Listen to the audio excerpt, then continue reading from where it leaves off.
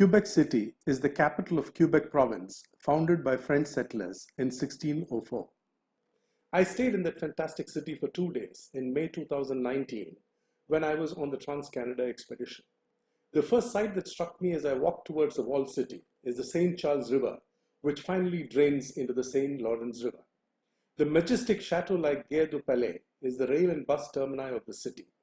The building housed the Canadian Pacific Railway Station from 1915.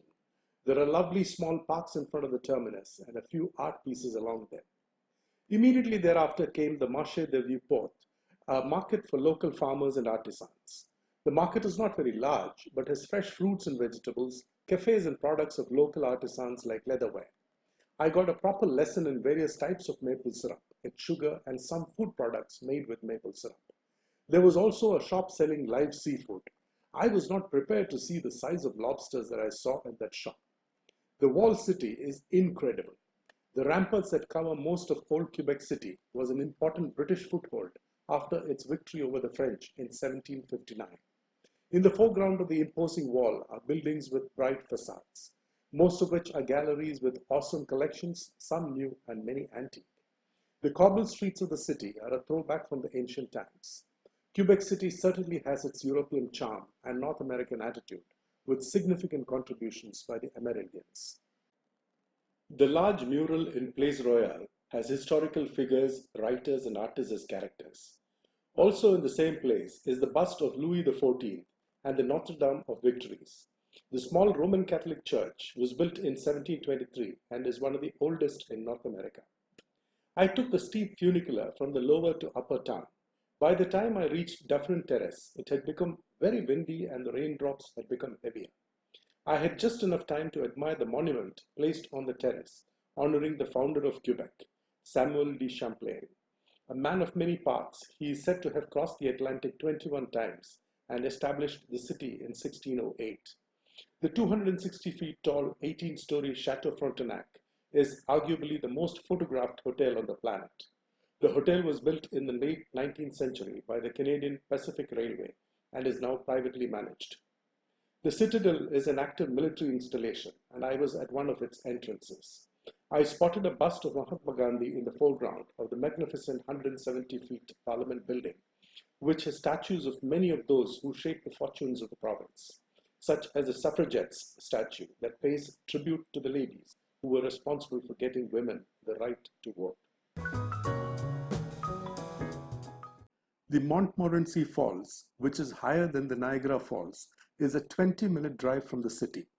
Numerous lookout points, steep wooden staircases, and platforms almost form a ring around the falls with a suspension bridge right across the crest of the falls.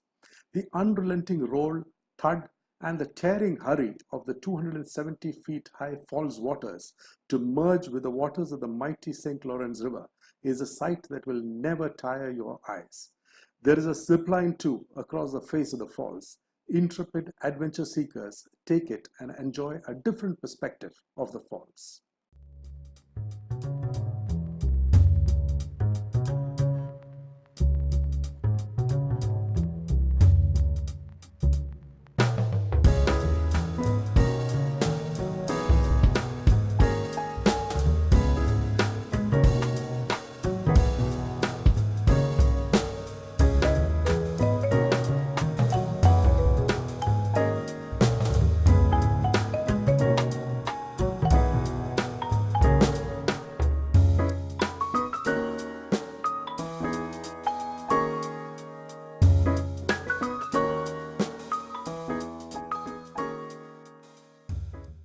Little Orleans was one of the first places to be colonized by the French. Its pastoral character is very much on display throughout the island. It is the fertile soil of the island that attracted early settlers from France, who adopted the system of living and farming that they had back home. The practice continues even to this date.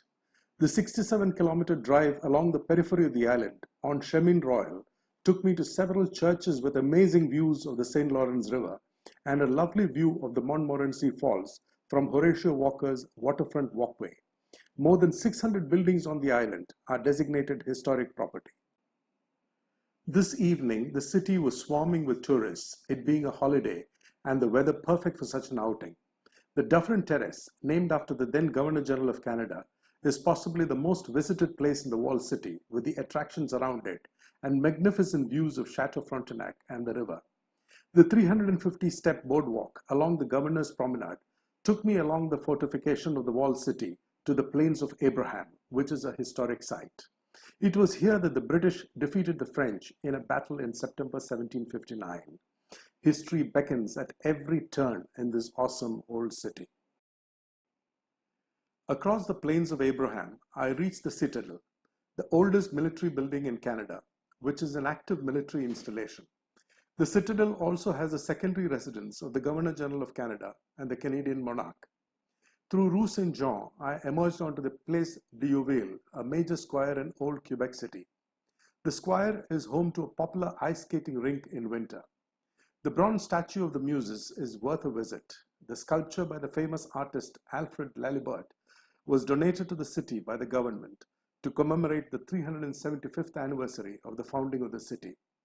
The Palais Montcalm is a live concert center. The place was choked to capacity for a show when I visited it. Opposite the Palais is the Capitol Theatre of Quebec, a theatre built in 1903.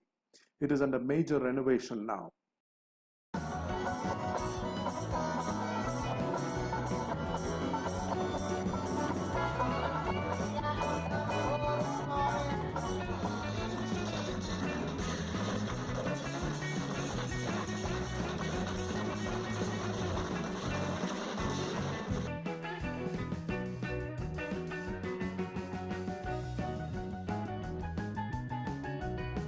The Augustinian Monastery, a former cloister, is now a wellness spa with authentic cell atmosphere and regulated diet. The visit to Quebec City will remain evergreen in my memory for a very, very long time. Possibly also because of the wonderful place I got to stay in Quebec City and the super host, Helene Paulet. On the return leg to Victoria, I stayed in Levis, on the opposite shore of St. Lawrence River. The major attraction there is the Fontaine du Cai Paquet, which I had read has 160 jets shooting water 9 meters up, with 170 lights focused on them in 2,400 square meters of open space on the waterfront facing Quebec Old City. The fountains were strangely silent, and I learned that it was a few weeks away from reopening after the winter closure. I was truly devastated. The public place is a place to relax with plenty of seating, landscape gardens, and some awesome sights of the lovely city across the river. I sat there locating some of the landmarks I had been to when I walked around in the walled city and old Quebec just 10 days ago. There is a large ferry terminal adjacent to the public park from where visitors and commuters hop over to Quebec City. Many tourists stay in Levis and take the ferry for sightseeing on the other side of the water. Accommodation is cheaper in Levis. The wooden staircase from lower to upper Levis, with its handrails painted red, has 150 steep steps along the face of a cliff. I found people of all ages using the staircase for keeping fit. From the terrace, I got stunning views of the waterfront, the lower level of Levis itself, and the landmarks across the river.